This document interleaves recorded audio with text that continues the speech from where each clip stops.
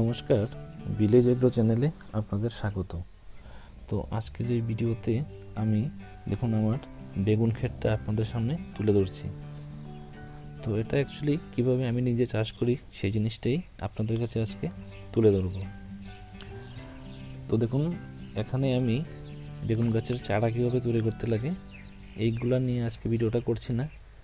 Just আমি কিভাবে গাছগুলো লাগাই বা আমার জমিটা আমি কিভাবে তৈরি করি, একটা গাছ থেকে আমি আরেকটা গাছের যে ডিস্টেন্স কিভাবে রাখি, এইগুলো নিয়ে আজকে এই ভিডিওটা বানাচ্ছি। তো আপনাদেরকে প্রথমে দেখাই জমিগুলো দেখুন।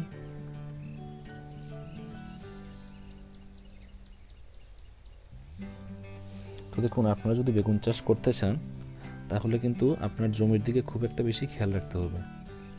আপনি বেগুন গাছের চারা রোপণের প্রায় মাসখানেক আগে বা 20 দিন আগে আপনি আপনার জমি রেডি করে নেবেন এবং জমিটা খুব গভীরভাবে আপনারা চাষ করে নেবেন, না হলে বেগুন গাছ আপনার ভালো হবে না। তো গভীরভাবে চাষ করার পরে আপনি যদি সম্ভব হয় আপনি পুরো জমিতে গোবর, যে কাউ ডাং আমরা যেটা বলি, এটা আপনি পুরো জমিতে যতটুকু পারেন আপনি ছিটিয়ে দেবেন। তারপর এটাকে 3টে চাষ দিয়ে দেবেন ভালো করে, মাটি যাতে একদম মাটি ভালো করে ঠিকঠাক হয়ে যায়। 3টে চাষ দিয়ে দেবেন। তারপর আপনি মিনিমাম 10 থেকে 15 দিন ওই জমিতে আপনাকে রুদ্র লাগাতে হবে। আপনি সঙ্গে সঙ্গে চাষ করলেন আর সঙ্গে সঙ্গে বেগুন চারা রোপণ করলেন তাহলে কিন্তু হবে না। অনেক ধরনের ব্যাকটেরিয়া আছে, ছত্রাক আছে, ওইগুলা জমির মধ্যে থাকে, ওইগুলা গাছকে খুব বেশি এফেক্ট করে। তাই অ্যাটলিস্ট বেগুন চাষ করতে গেলে তো আপনাদেরকে 10 থেকে 15 দিন আপনার পুরো জমিতে রুদ্র লাগাতেই হবে। তো চাষ করার পর আপনি 15 দিন রুদ্র লাগানোর পর তারপর আসবে আপনার চারা রোপণের বেলা। তো আমরা কিন্তু এইভাবে যে বেডগুলো দেখতে পাচ্ছেন আপনারা, এইভাবে কিন্তু বেড করে আমরা চারা রোপণ করিনি। আমরা চারা রোপণ করেছি একদম ফ্ল্যাট জমির উপর। বেডগুলো আমরা ধাপে ধাপে ধাপে ধাপে এই বেডগুলো আমরা তৈরি করি। একসঙ্গে বেডের উপর আমরা এগুলো লাগাই না, কারণ চারাগুলো যখন ছোট থাকে আর আপনি যদি এইভাবে বেড করে বেডের উপরে বেগুনগুলো লাগাতে যান, আমরা তো মালচিং ব্যবহার করছি না এখানে, লাগাতে যান তখন সমস্যাটা হয় কি, আপনি তো এটার মধ্যে জল দিতে হলে এই যে লুগুলো দেখতে পাচ্ছেন দুইটা বেডের মধ্যে যে খালি জায়গা, ওই দিকে আপনি জল দেবেন। তো চারা গাছ যদি আপনি এই বেডের উপরে লাগান তো চারা গাছের যে জোড় আছে সেটা নিচ অবধি যেতে পারে না। তাই ওই গাছগুলো যে নিচ থেকে জল শোষণ করবে সেটা ঠিকঠাক পারে না, তাই চারা গাছগুলো বড় হবে না। তো আপনারা চেষ্টা করবেন ফ্ল্যাট জমিতে আপনারা চারা গাছগুলো ফ্ল্যাট জমিতে রোপণ করবেন। তো জমি প্লেন করার পর 10-15 দিন রৌদ্র খেলো, তারপর জমিগুলো আপনি সমান করলেন, তারপর আসবে আপনার চারা রোপণের পালা। তো ওই যে বেডগুলো আপনারা দেখতে পাচ্ছেন, একটা বেড থেকে মানে একটা বেডের উপর যে বেগুনের চারা আছে এবং অন্য বেডের উপর যে বেগুনের চারা আছে, দুইটার মধ্যে ডিস্টেন্স আপনার 4 ফুট, 4 থেকে 4.25 ফুটের মতো হয়। আর একটা বেগুন গাছ থেকে অন্য একটা বেগুন গাছের যে ডিস্টেন্স মানে সোজাসুজি একটা বেগুন গাছ থেকে অন্য একটা বেগুন গাছের যে ডিস্টেন্স সেটা আমরা 3 ফুট রেখেছি। বুঝতে পারছেন? বেড টু বেড ডিস্টেন্স হলো আপনার 4 ফুট এবং প্লেন টু প্লেন সোজাসুজি ডিস্টেন্স হলো 3 ফুট। এটি কিন্তু ভালো করে খেয়াল রাখবেন আপনারা। তারপর ফ্ল্যাট জমিতে আমরা চারা রোপণ করার পর আপনাকে জমির জল ধারণ ক্ষমতার উপর বুঝে যে মাটি কেমন আছে, আপনার ছোটো ছোটো চারা গাছগুলিতে হালকা হালকা করে রোপণ করে জল দিয়ে দেবেন। বাস, আপনার রোপণের কাজ ওই জায়গাতে শেষ হয়ে গেল। বেগুনও ধরে গেছে, রোপণের কাজ আপনাদের এতটুকুই শেষ। তারপরে আপনি 1 সপ্তাহ 10 দিন পরে আপনার গাছের যে গ্রোথ হবে, আপনি গোবর সারটা দিলে খুবই ভালো হয় চাষের মধ্যে।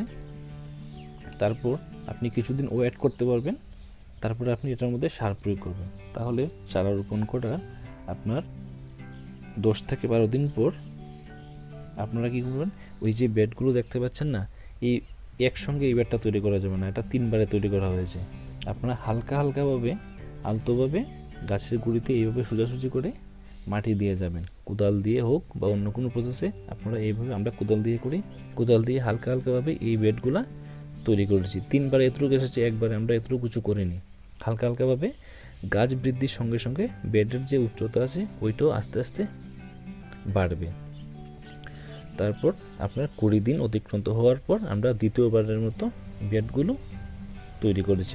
আবার সেম কোদাল দিয়ে আলতো আলতোভাবে মাটি তুলে দিয়েছি। তারপর আজকে 1 সপ্তাহ হলো এই যে গাছগুলো দেখতে পাচ্ছেন, এটার বয়স প্রায় 40 দিনের মতো হয়ে গেছে। চারা লাগানোর থেকে এখন অবধি যে বয়সটা সেটা 40 দিনের মতো হয়ে গেছে। তো 1 সপ্তাহ আগে আমরা দ্বিতীয়বার যখন আমরা মাটি তুলে দিয়েছি গাছের গুঁড়িতে, তারপর আমরা কী করেছি, আমরা এটার মধ্যে একটা মিশ্র সার প্রয়োগ করি। তো এই মিশ্র সারটা আপনাকে, আমার তো এটা ভিডিওটা নেই, আমি বানাবো এটা নিয়ে এসে কীভাবে আমরা ওই সারটা প্রস্তুত করি। তো আমি বলে দিচ্ছি, গোবরের সঙ্গে এসএসপি, ইউরিয়া, পটাশ, তারপর সর্ষের যে খোল থাকে এবং ডিএপি এবং অনুখাদ্য, এই 5-6টা জিনিসের সংমিশ্রণে আমরা ওই সারটা প্রয়োগ করি এবং ওই সারটা আমরা সব জমিতেই প্রয়োগ করি। বেগুন গাছ বলুন, টমেটো গাছ বলুন, আর ফুলকপি বলুন, বাঁধাকপি বলুন, আমরা ওই সারটাই প্রয়োগ করি। ওইটা দিয়ে আমাদের সব কিছু হয়ে যায়, এটার মধ্যে সব কিছু থাকে। এই যে সারটা আমরা প্রয়োগ করি, এটা আমি যখন বানাবো তখন আপনাদেরকে দেখাবো কীভাবে ওই সারটা আপনারা প্রস্তুত করবেন। তো গাছের বয়স যখন আপনার 20 থেকে 25 দিনের মধ্যে হয়ে যাবে, তখন আপনারা কী করবেন, গাছের মধ্যে সার প্রয়োগ করবেন। আমি যেটা পার্সোনালি করি, কারণ আমি জমিতে আগে গোবর সার দিয়েছি, তো গাছের বৃদ্ধি আস্তে আস্তে আস্তে আস্তে হচ্ছে। যখন গাছের জলগুলো কিছুটা ছড়ে গিয়েছে, তখন আমরা এটার মধ্যে সার প্রয়োগ করি। তো এই সারটা আমরা কীভাবে প্রয়োগ করি, ওই যে গাছটা দেখতে পাচ্ছেন আপনারা, গাছের গোড়ার থেকে আপনার 15 সেন্টিমিটার, এটা গাছ বুঝে, যাতে গাছের জোরের সঙ্গে সরাসরি কোনো সম্পর্ক না থাকে, গাছ থেকে আপনারা চারদিক ঘুরিয়ে, ব্যাট করে চারদিক ঘুরিয়ে আমরা ওই সারগুলা, ওই যে মিশ্র সারটা আমরা তৈরি করি, ওই সারটা আমরা চারদিক ঘুরিয়ে একটা বেগুনের মধ্যে প্রয়োগ করে একদম ফাইনাল তৃতীয়বারের মতো আমরা এই যে বেডগুলো দেখতে পাচ্ছেন না, তৃতীয়বারের মতো আমরা ওই সার প্রয়োগ করে গাছের চারদিকে বেডগুলো একদম রেডি করে নিয়েছি। এখন আর এটার মধ্যে সার প্রয়োগ করার কোনো প্রয়োজন নেই। এখন এই যে সার আমরা প্রয়োগ করেছি, এটা দিয়ে আমরা পুরো মাসখানেক চলে যাবে। তারপর আমরা চিন্তা করবো গাছের কন্ডিশন বুঝে যেটার মধ্যে আর কী সার প্রয়োগ করতে হবে কি না। আপাতত এতটুকুই। তারপর আপনারা এটার মধ্যে টাইম বুঝে জল দেবেন, কারণ আপনার জলের, আমি তো এটা বলতে পারবো না যে আপনি সার দিয়েছেন এখন আপনি জল দিয়ে দিন। আপনি দেখবেন আপনার জমিতে জলের যে কী পরিমাণে জল আছে, মাটি কি শুকিয়ে গেছে নাকি ভিজে ভিজে আছে। তবে আপনারা যখন সারটা প্রয়োগ করবেন 1 সপ্তাহের মধ্যে অবশ্যই আপনারা জমিতে একবার জল দিয়ে দেবেন। তখন কী করে গাছটা ওই সারটাকে টানতে খুবই ইজি হয় গাছের, এবং গাছের দেখবেন গ্রোথ একদম ফাঁফা করে বেড়ে যাবে। তো এই সারটাও প্রয়োগ করা হয়ে গেছে আমাদের, এবং জমিতে এই যে বেডগুলো দেখছেন, বেডগুলো তৈরি হয়ে গেছে। তারপর আর কি বলবো, এটার মধ্যে দেখতে পাচ্ছেন ডিস্টেন্স এটা 3 ফুটের মতো রাখছি আমরা। তো প্রসেসটা মেনলি এটাই, আপনার জমি রেডি করতে হবে, প্ল্যান টু প্ল্যান যে ডিস্টেন্স কত রাখবেন সেটাও বলে দিয়েছি, বেড টু বেড যে ডিস্টেন্স এটাও আমি বলে দিয়েছি। আপনারা একসঙ্গে বেড তৈরি করবেন না, ধীরে ধীরে ধাপে ধাপে আপনারা ওই বেডগুলো তৈরি করবেন। নিশ্চয়ই আপনারা বুঝতে পেরেছেন কীভাবে করতে লাগে এগুলা। তারপর বেগুন গাছের পরিচর্যা, আমরা কি কি মেডিসিন ইউজ করি, তাছাড়া বেগুন গাছের কী কী সমস্যা হয়, এগুলো নিয়ে আমি অন্য একটা ভিডিও বানাবো, না হলে একটা ভিডিও অনেক লম্বা হয়ে যাবে। তাই আমি অন্য একটা ভিডিওতে আপনাদের বেগুন গাছের যে পরিচর্যা সেটা নিয়ে আমি ভিডিও বানাবো। আপাতত এই ভিডিওটা করেছি আপনাদেরকে দেখানোর জন্য কিভাবে গাছ আমরা রোপণ করি। এবং ওই দেখেন এটার মধ্যে প্রত্যেকটা গাছের গোড়ায় গোড়ায় একটা একটা করে আমরা বাঁশ দিয়েছি, কারণ গাছগুলো যখন বড় হবে, তখন বৃষ্টির সিজনে কি হয়, আপনার যদি তুফান এসে যায় বা প্রচণ্ড গতিতে বাতাস চলে, তখন বেগুন গাছের পাতাগুলো তো অনেক বড় বড় থাকে, এটার মধ্যে বাতাসের একটা ঝাপটে দেখবেন আপনার গাছের গুঁড়িটা নড়ে গেছে। তো গাছের গুঁড়িটা নড়লে কি হয়, দেখবেন গাছটা অনেক দিন থেকে ঝিমাচ্ছে, কারণ গুঁড়ি নড়ে গেছে, জড়গুলো ছিঁড়ে যাবে। সেই জন্য আমরা এই বাঁশগুলো প্রয়োগ করি। আমরা গুঁড়িটা বাঁশের সঙ্গে, ওই যে গাছের গুঁড়িটা এবং বাঁশের সঙ্গে দড়ি দিয়ে আমরা হালতুভাবে বেঁধে দেবো। গাছ যখন বড় হবে তখন উপরেও বাঁশের সঙ্গে গাছকে আমরা ধীরে ধীরে বেঁধে দেবো। এখনও বাঁধার কাজ হয়নি, জাস্ট খুঁটিটি গাড়া হয়েছে। তো এভাবেই বাঁশটা গাড়ার মেন কারণটাই এটা, যাতে বাতাস যদি বেশি গতিতে ছুটে, যাতে গাছগুলো আমাদের নড়া না খায়, যাতে মাটির সঙ্গে ঠিকঠাক থাকে। তো এটাই আজকে আমি বলতে চাইছিলাম, কিভাবে করছি দেখেন আপনারা। তারপর বেগুন গাছের তো অনেক সমস্যা আছে, যেমন ফল ছেদক পোকা আছে, ডগা ছেদক পোকা আছে। হঠাৎ দেখবেন বেগুন গাছ ঢলে গেছে, কুচি কুচি আকার মধ্যে দেখবেন পোকা ঢুকে গেছে। তো ওই সবকে কীভাবে আপনারা কন্ট্রোল করতে পারবেন এবং ছত্রাক জনিত সমস্যা থেকে আপনারা কীভাবে গাছকে বাঁচাতে পারবেন, ওইগুলো দেখার জন্য নেক্সট ভিডিও আমি করব তখন আপনাদেরকে দেখাবো আমরা কী কী ফাঙ্গিসাইড ইউজ করি বা কীটনাশক ইউজ করি।